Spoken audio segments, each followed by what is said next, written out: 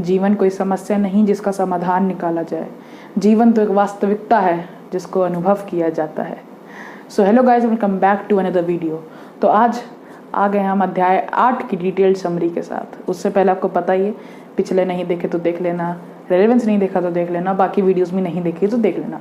सारी वीडियोस मेरे चैनल पर मिल जाएंगी और ऊपर आई बटन में मिल जाएंगी। वीडियो के एंड में भी 2-3 वीडियो मिल जाएंगी, तो सब देख लेना प्लीज।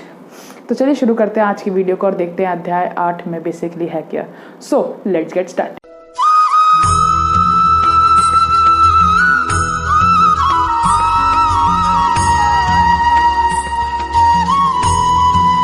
अध्याय 8 का नाम है मृत्यु की विभिन्न अवस्थाओं में मोक्ष प्राप्ति और इसमें टोटल 28 यानी कि 28 श्लोक्स हैं। तो इस अध्याय में बेसिकली श्री कृष्ण मृत्यु के बारे में बता रहे हैं कि 4 प्रकार की मृत्यु होती है। पहली है साधारण मृत्यु। तो श्लोक 1 से 5 में श्री कृष्ण कहते हैं कि हे अर्जुन, जो मनुष्य अंत काल में मेरा स्मरण करता हुआ शरीर को त्यागता है वह मेरे साक्षात स्वरूप को प्राप्त होता है, इसमें कोई संशय नहीं है।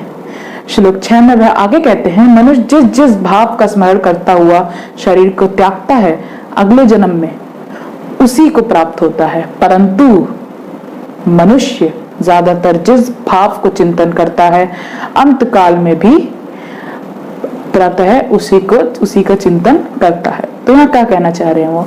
यहाँ कहना चाह रहे हैं कि हम एक एग्जाम्पल से समझते हैं। जैसे कि एक 60 साल के वृद्ध को दिल के दौरे से उनकी मृत्यु होने वाली होती है, उनको भी दिल की बीमारी है, उनकी मृत्यु होने वाली है। तो अनंत काल में जब तक वो अपने आखिरी वक्त में क्या सोचेंगे, वो यही सोच रहे होंगे, वो अपने बच्चों के बारे में, अपने पोते पोती नाती नातों के बारे में सोच रहे होंगे कि ये लोग मेरे जाने के बाद खुश रहे, उन्हीं के बारे में सोच रहे होंगे, यानी कि वो उस वक्त मोह में बंधे होंगे। तो मृत्यु के बाद भी जब वो पुनर्जन्म लेंगे तब भी वो उसी मोह में बंध के ही जन्म लेंगे। फिर आगे श्लोक 7 से 8 में वह कहते हैं, इसीलिए हे अर्जुन, तुम निरंतर मेरा स्मरण करो और युद्ध भी करो। इस प्रकार मन बुद्धि को मुझ में स्थिर करके तुम निसंदेह मुझे प्राप्त हो जाओगे। तो यहाँ क्या कहना चाह रहे हैं कि निरंतर स्मरण से तात्पर्य यह नहीं है कि कोई व्यक्ति दिन भर भगवान का नाम लेता रहे, उसे अपनी आत्मा में परमात्मा के स्वरूप को महसूस करना होगा। एक बार आप यह दृढ़ निश्चय कर लें कि आपकी आत्मा परमात्मा का ही अंश है, तो फिर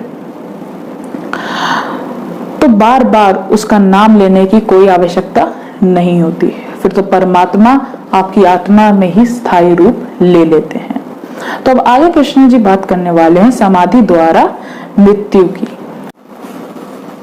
तो आगे श्री कृष्ण जी कहते हैं कि हे अर्जुन, सभी इंद्रियों को विषयों से हटाकर तथा मन को हृदय में स्थिर कर और अपनी प्राणवायुओं को मस्तु में स्थापित करके योग में स्थित होकर जो मनुष्य ओमकार का उच्चारण करता हुआ और उसके अर्थ स्वरूप मेरा स्मरण करता हुआ शरीर को त्यागता है वो मुझे ही प्राप्त होता है।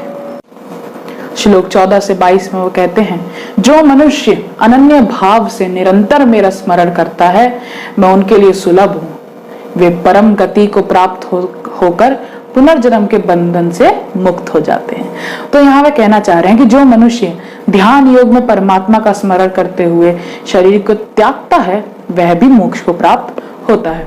तब श्री कृष्ण जी तीसरे मार्ग के बारे में बात कर रहे हैं, जो कि प्रकाश मार्ग और अंधकार मार्ग में प्राण त्यागना।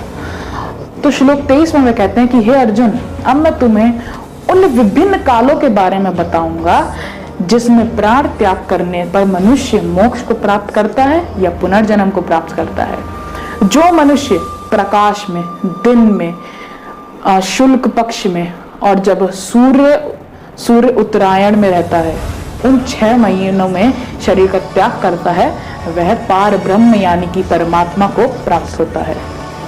परंतु श्लोक 25 से 26 में आगे कहते हैं कि परंतु जो मनुष्य अंधकार में, रात्रि में, कृष्ण पक्ष में और जब सूर्य दक्षिणायन में होता है उन 6 महीनों में शरीर का त्याग करता है तो वह पुनर्जन्म को प्राप्त होता है।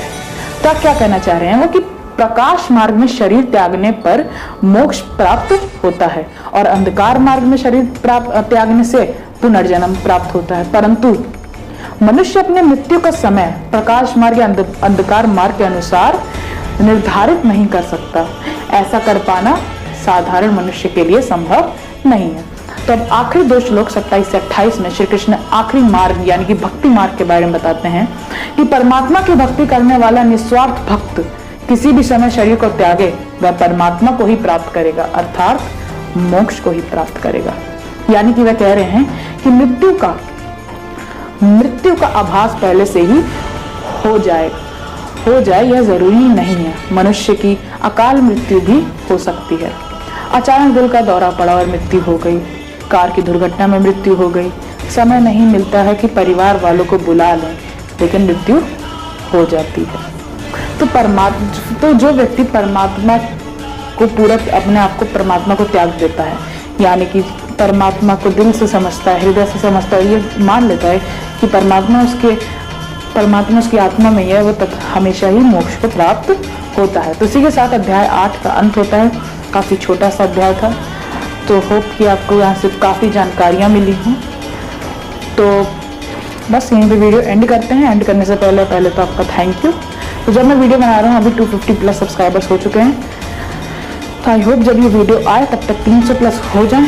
तो आपका बहुत बहुत थैंक यू। फटाफट 500 सब्सक्राइबर्स करा दो। अभी हमें रोड टू 500 सब्सक्राइबर्स में, तो देखते हैं कितनी जल्दी वहाँ तक पहुँचते हैं। आपकी कृपा होगी तो जल्दी पहुँचेंगे। तो मिलते हैं अगले हफ्ते अध्याय 9 की समरी के साथ। उससे पहले बीच में 1-2 वीडियो आती रहेंगी। तो मैं सोच रहा हूँ आपसे हफ्ते में 3 वीडियो डाला करूँ। कमिटमेंट नहीं कर रहा, सोच रहा हूँ, बस टाइम मिलेगा तो पक्का डाल दिया करूँगा। तो चलिए मिलते हैं अब आपसे। तब तक के लिए जो आज बताया उसका विचार कीजिए। मिलते हैं।